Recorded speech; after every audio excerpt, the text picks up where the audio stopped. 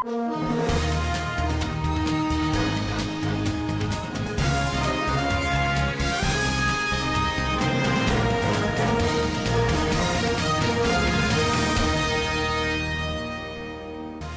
Muhammadu Buhari calls on the UAE to lift visa ban on Nigerians.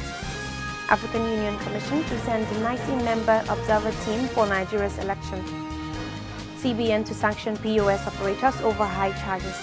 On business news, Nigerian National Petroleum Corporation to sign Memorandum of Understanding with Nasarawa State Government.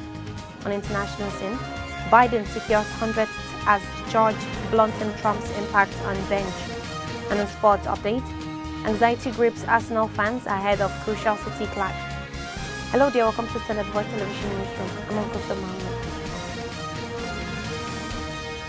President Muhammadu Buhari has called on the government of the United Arab Emirates to lift its blanket visa ban on Nigerians.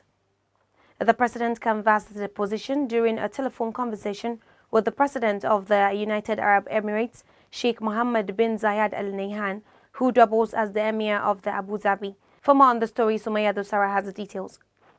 President Buhari had earlier called Sheikh Mohammed bin Zayed Al Nahyan to condole with him on the death of his mother-in-law, Sheikh Maryam Al Falasi, during which important issues of mutual concern between the two countries came up. The president recalled the excellent mutual beneficial relations have subsisted between the two nations for many years, symbolized by robust economic interactions and regular consultations on matters of common interest, including engagement at the highest political levels. He noted that recent irritants in bilateral relations generated by consular issues relating to the behavior of some Nigerians in the UAE have been ironed out, noting that no country, including Nigeria, will condone criminality and illegal behaviors. President Buhari therefore expressed the readiness of the government of Nigeria to apply necessary sanctions through an appropriate judicial process against anyone identified to have committed criminal acts in the UAE. Sumayya Dosara reporting for Svtv News. The African Union Commission announced that it will be sending a 90-strong observer commission to Nigeria for this month's elections. Africa's most populous country goes to the polls on February 25th, but has been plunged into crisis in the run-up to the vote with dire shortages of cash and fuel. The African Union Election Observation Mission is being headed by former Kenyan President Uhuru Kenyatta, who helped broker a deal to end 2 years of war in northern Ethiopia and is mediating in the conflict in Eastern Democratic Republic of Congo. The AU said that the objectives of the mission is to provide an accurate and impartial assessment of the electoral process, offer recommendations for any improvement in future polls, and to demonstrate AU support towards consolidating of democracy, peace, stability and development in Nigeria. Secretary to the Government of the Federation, Boss Mustafa, has inaugurated a 22-member Presidential Transition Council. The council is charged with the responsibility of handing over power to the President-elect, coordinating security for him, facilitating briefings between government agencies and the President-elect, and coordinating communications between the outgoing President and the President-elect. President Muhammadu Buhari has last week signed Executive Order No. 14, which provides, among others, the legal framework for the management of the transition process and the handing over of power to the President-elect. Boss Mustafa urged the members to put in their best and ensure that the next administration enjoys the finest support to make it succeed. The Central Bank of Nigeria has vowed to prosecute point-of-sale operators who collect exorbitant charges for transactions. The CBN Governor Godwin Emefiele said this in his meeting with members of the diplomatic corps. While acknowledging the inconveniences caused by the Naira redesign policy, including hoarding and elevated agitation, Emefiele promised to prosecute POS operators who charged above the stipulated amount. Mr. Emefiele admitted that while these are challenging times for Nigerians, they shouldn't be exaggerated, especially by people in authority who want to create panic. The Apex Bank boss reiterated the benefits of the Naira redesign, arguing that it has helped reduce inflation and is leading to a moderation in exchange rates.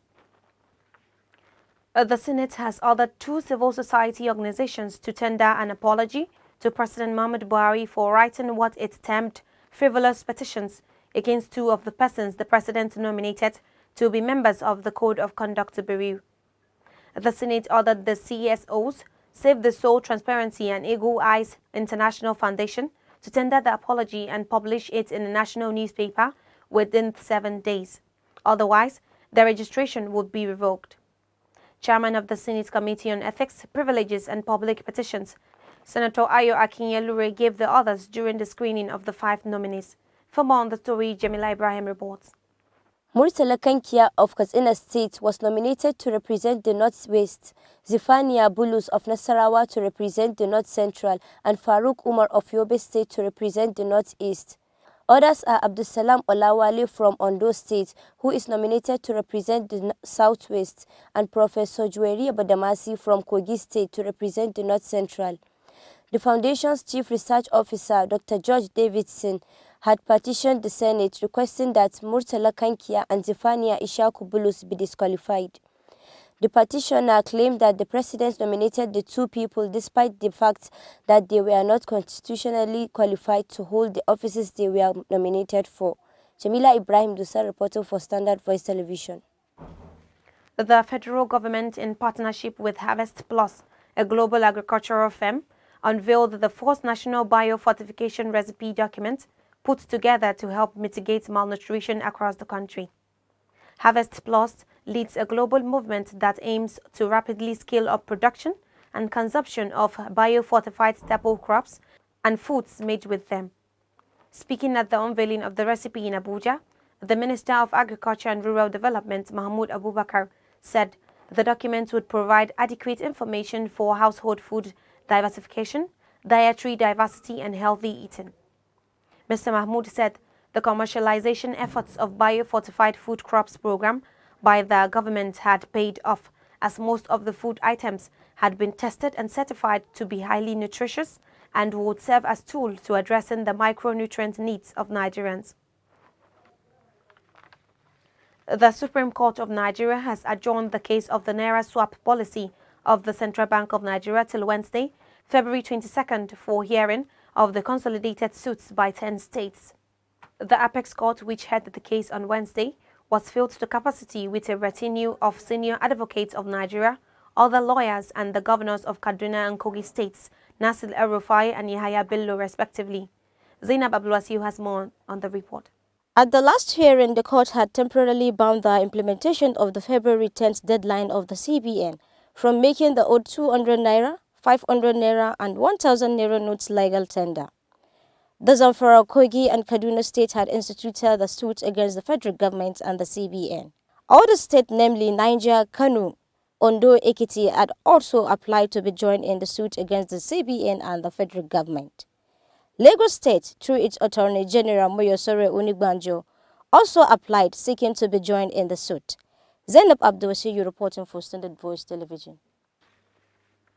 The National Youth Service Corps Director General, Brigadier General Yushau Ahmed, had advised Corps members to behave responsibly and shun crimes, noting that they are not immune against being prosecuted. The NYSC DG gave the advice in Gombe while addressing the Batch A Stream I Corps members deployed in the state at the end of the 3-week orientation campaign. No fewer than 839 Corps members, comprising 465 males and 374 females, underwent orientation campaign at the Amada Temporary Orientation Camp, Akko local government area of Gombe State. The director urged them to shun ignoble activities such as drug abuse and trafficking, cybercrime, advance fee fraud, and spreading of fake news that could portray the NYSC in bad light. The Northern Elders Forum (NEF) says President Muhammadu Buhari is unwilling to rein in the governor of the Central Bank of Nigeria, Godwin Emefiele, so that old and new 200 naira, 500 naira, and 1,000 naira notes would coexist for the next 6 months to alleviate the suffering of the masses. The groups also said that the naira redesign policy of the CBN and its attendant cash crunch demarked the ruling All Progressive Congress in the forthcoming February 25th and March 11th, 2023 general elections. NEF spokesman Hakim Baba Ahmad stated this on Channel's television special election program, The 2023 Verdict. Mr. Hakim said The informal sector of the economy has been destroyed in the last few weeks because there is no liquid cash. Now on business update.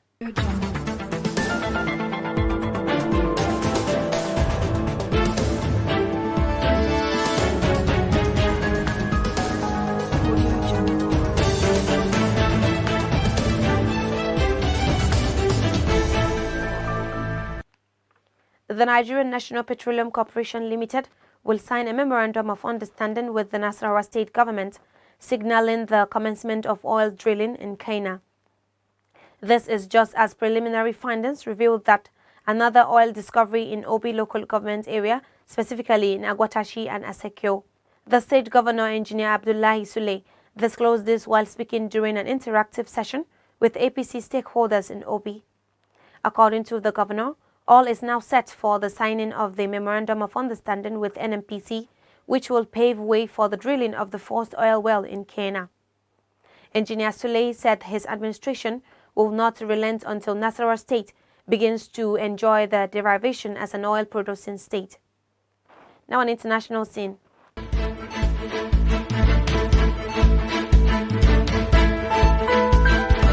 Audio Jungle.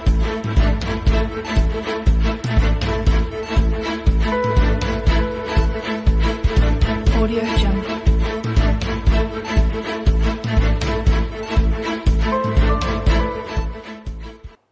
The U.S. Senate confirmed the 100th federal judge appointed by Joe Biden as the president attempts to dilute the impact his predecessor Donald Trump had on the courts. Under the U.S. Constitution, presidents appoint Supreme Court justices and federal judges for life, with Congress upper chamber confirming or rejecting the nominee.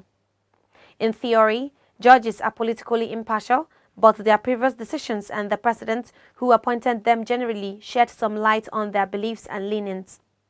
Gina Mendez Miro, a 49-year-old lawyer, became the latest judge confirmed to the U.S. Federal Court for the District of Puerto Rico after a 54-45 vote Tuesday in the Senate. Now on sport update.